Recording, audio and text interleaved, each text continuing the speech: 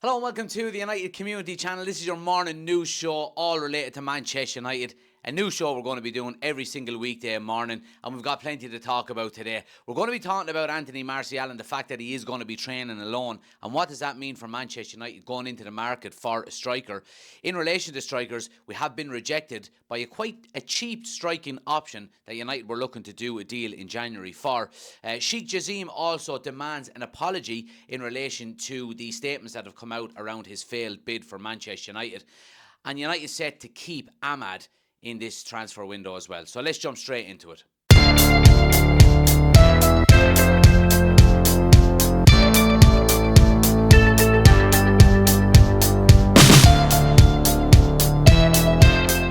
So as we know, Anthony Martial has been training alone over the last few weeks for Manchester United. Erik ten Hag seems to have enough of him, to be quite honest with you. I think it's all down to do with his lack of fitness, his lack of probably hunger and desire as well. We know what Anthony Martial is like. Consistent, I suppose, football is something that doesn't, come into the vocabulary when we're talking about Anthony Martial. But he's been training alone, and it looks like Manchester United are going to have to go into the transfer market. We very rarely see when Erik ten Hag kind of excludes a player like this or gets him to go off and do his own thing. It generally doesn't look like there's a way back for the player. Now, we have seen it happen. You know what I mean? We have seen it happen before. Obviously, maybe not going out and training on their own, but if you look at the likes of Harry Maguire, for example, wasn't seen as really wanted by Erik ten Hag, and we looked to try and get rid of him in the summer, but he came back and, kind of revived his career. However long that will last for, I don't know. But Anthony Martial, it looks like Erik ten Hag has enough of him. He wants him to go, and of course, I think Manchester United want him to go as well. Again, we can look back and we'll say that, Anthony Martial should no longer be at the club. But it's Manchester United's fault that he is still here, and he's well within his rights to see down his contract.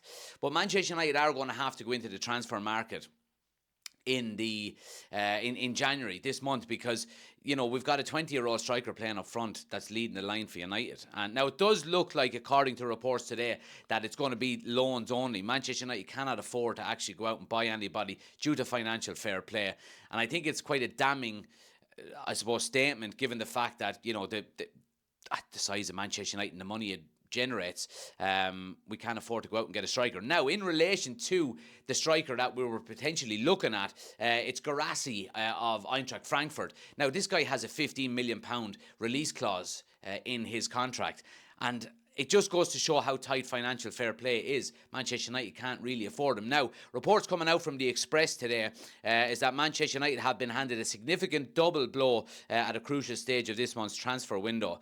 Manchester United's transfer plans have been handed a hammer blow as they appear to have been snubbed by in-form striker Gassi. The 27-year-old has been cited as one of several targets by Manchester United, but the forward reportedly has no intention of leaving Stuttgart this month. Now, I think this is one of the deals, we talk about financial fair play and whether United can actually afford a deal like this. I think if you couldn't find 15 million down the bottom of the couch in Old Trafford, then, call it off altogether, because, I think this was probably the most realistic actual target that United could have gone for in relation to a striker. I think because, if this is to be believed, United are more than likely just going to go into the loan market again. Now, we've heard reports about Karim Benzema. Again, I don't think the financials would ever add up there. He's on too much money at Saudi Arabia, and United couldn't afford to pay 10% of his wages regardless. Now, in relation to another Manchester United forward, and that is Amed. Now, reports were suggesting throughout this transfer window that Amed could potentially be going back to the Championship on loan for some much needed game time after his prolonged injury at the start of the season. It seems like Manchester United are going to hold on to him now in the transfer window. It's coming out of the Manchester Evening News. Amed transfer decision sends warning to 4 Manchester United players. Amed is staying at Manchester United for the rest of the season, and so several teammates should feel tetchy about guaranteed game time. And I think this is a good move out of Erik ten Hag.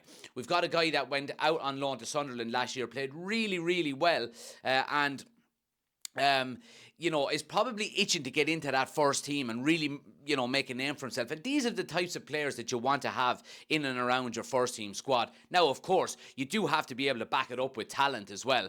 But I think, a young Amed coming in that wants to break into that first team. We know there's been inconsistencies in our forward line, on the wings especially. And I think he's potentially a player that could come in there and make a real difference. Now, he's going to have to prove himself. He really is, because, you're not going to take Garnacho out of that right-hand side too easily. We know the kind of power that Marcus Rashford wields on that left-hand side. He played well the last night as well, so if he can continue to improve his form, it's going to be difficult. But we also know that the likes of Anthony are completely out of favour and out of form.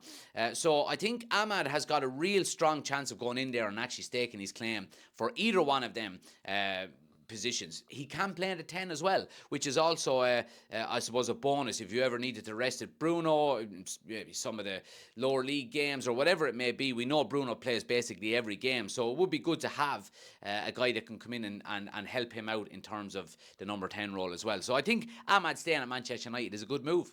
And finally, let's talk about Sheik Jassim and the Qatar failed bid. Obviously, there was reports coming out yesterday in relation to the failed bid and the fact that they never really showed proof of funds. Sheik Jassim's bidding team now for Manchester United are seeking a corrective statement following the SEC filing.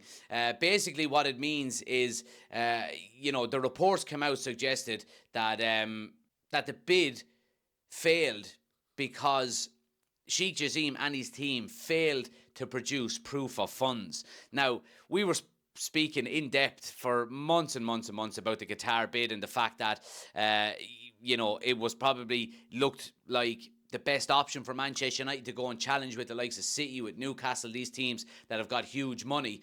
But, I mean, even in relation to the actual bid itself, the funds were not proven, and I think that's a big red X in relation to, going on and trying to buy a club like Manchester United. Jim Ratcliffe, by all means, took I suppose, advantage of that. We know the personal touch that he gave from it, and, he showed up at Old Trafford, so on and so forth, and he kind of altered his game plan, probably realising that the Qatar bid was failing in the background, and I think, looking back on it now, I think that's probably the main reason why.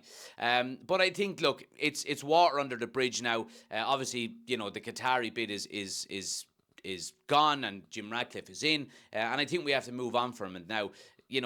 Is this a bit of closure? I don't really think so, because, I mean, what difference does it make to us now anyway? Jim Ratcliffe is in, and by all accounts, he's doing the right things. He's meeting fan groups. He wants to put structures in place, and, all the right words are coming out from Jim Ratcliffe and his team about the future of Manchester United.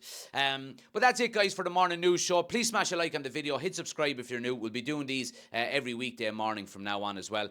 So I hope you enjoy it. We will be back tonight again from 8 o'clock to discuss all the day's transfer news and Manchester United news in depth. Hope you can join us then. I'll see you on the next one.